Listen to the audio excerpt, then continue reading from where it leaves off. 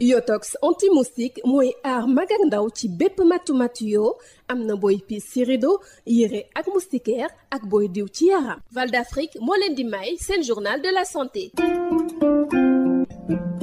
dal leen ak jàmm unir nos forces et agir moo nekkoon thème bi ñu doon mandargale journée mondiale de lutte contre le cancer samedi ñeenti fan ci weeru février mu nekkoon nag ab occasion ci organisateurs yi ñuy fàttali ne feebaru cancer yi ab problème de santé publique la te fii ci Sénégal at mu nekk dañuy wàññ lu ëpp fukki junni cas ak benn soxal ay feebaru cancer te ñu bari di ci ñàkk seen bakkan.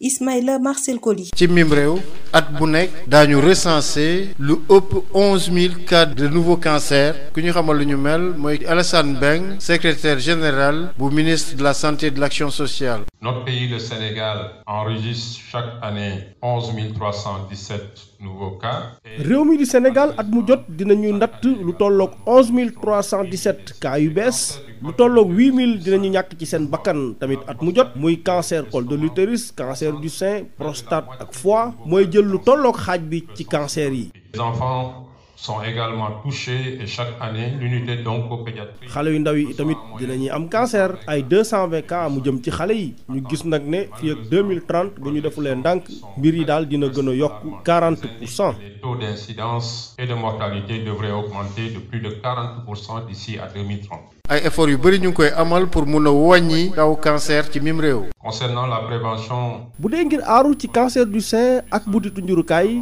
ñàkk nañu xale yi jigéen yu am juróom-ñeenti at ba fukki at ak ñeent def nañu ay unité yuy saytu cancer col de l'utérus ngir ñu mën koo aar ci lu tolloog juróom-ñaar fukki bërëb ak benn kër docteur yi. am nañu tamit lu toll ci ñaar fukk ak benn ci ay appareil yoo xam ne ween lay xool muy appareil mammographie ak yeneen bourse bi nga xam ne moom la ñuy former techniciens yi tamit yokk nañu ko su ko defee ñi nga xam ne ñu ngi jàng mën a am xarañte jël li nga xam ne moom moo di xeex cancer. taxawal nañ tam li nga xam ne moo di DS radiothérapie ak ñeenti appareil radiothérapie yoo xam ne am nañu ko ba noppi am na bu ñu def Touba ci hôpital bu bees bi waaye tamit 75% fell nañu ko ci ñi nga xam ne dañuy def radiothérapie te ñu subventionné ko.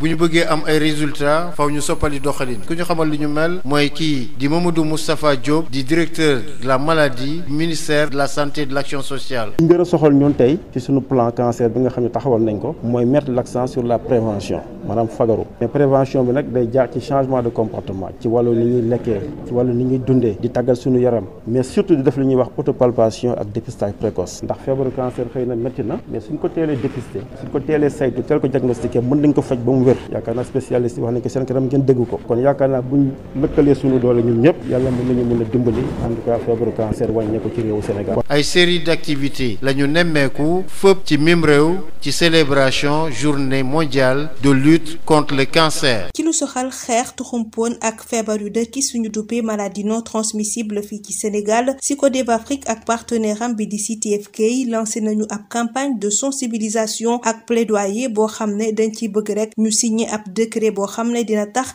ba ñu ber ab koppar jaarale ko ci ab taxe wala alamaan koppar goo xam ne dañu koy jëfandikoo ngir xeex tuxumpoon sàngara ak lépp lu ñuy jëfandikoo tey yokk feebar yi nga xam ne dañu dërkis ba tax nag ñu tëggoon ab atelier de sensibilisation jagleel ko yenn ci ay taskatu xibaar ngir ñu fësal lu ni mel mbokk déglukat yi fii la ñu yem ak yéen ñu yendoog jàmm.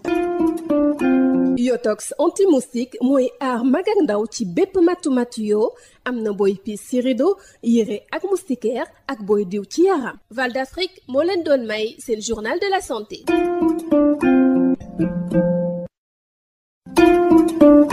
Yotox anti-moustique pour le corps, les vêtements, les rideaux et draps vous protège contre les moustiques chez l'adulte et l'enfant. Val d'Afrique vous offre votre journal de la santé.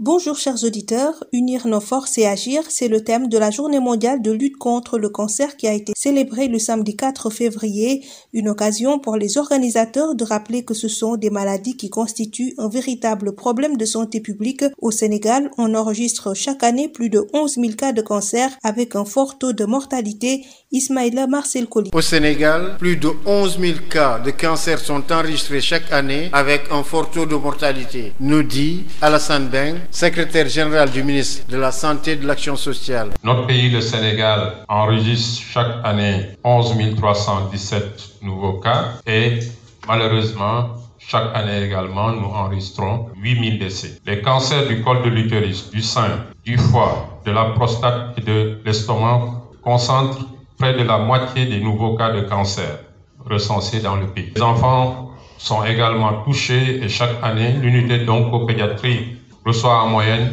220 cas sur les 800 qui sont attendus. Et malheureusement, les projections qui sont faites restent alarmantes. Elles indiquent que les taux d'incidence et de mortalité devraient augmenter de plus de 40% d'ici à 2030. Pourtant, des efforts et des stratégies sont mis en œuvre pour réduire le nombre de cas de cancer. Poursuite Alassane Beng. Concernant la prévention des cancers du col de l'utérus, du sein, les avancées suivantes ont été notées. Il s'agit de la vaccination contre le papillomavirus humain des filles âgées entre 9 et 14 ans, des unités de dépistage et de traitement des lésions précancéreuses du col de l'utérus qui ont été mises en place dans 61 structures sanitaires, la disponibilité de 21 appareils de mammographie et j'en passe. La hausse de la bourse de formation des spécialistes pour encourager la spécialisation des médecins en oncologie, la création du DS de radiothérapie, la disponibilité de 4 appareils de radiothérapie dans le public, dont 1 à Touba, dans le nouvel hôpital, sans oublier la subvention à 75% qui ramène le coût de la radiothérapie à 150 000 francs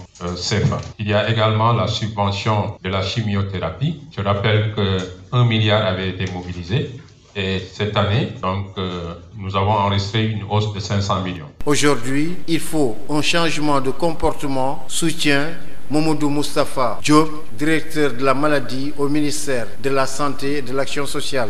Aujourd'hui, il faut un changement de paradigme. Il faut vraiment mettre l'accent sur la prévention. Et ça se passe par d'abord la communication sur l'alimentation, sur la lutte contre la sédentarité, sur la vaccination. Et aujourd'hui, nous avons 2 vaccins. Nous avons le vaccin contre le cancer du col, mais également nous avons le vaccin contre l'hépatite qui sont aujourd'hui intégrés dans le programme élargi de vaccination. Par rapport à la prise en charge également, le dispositif il est là.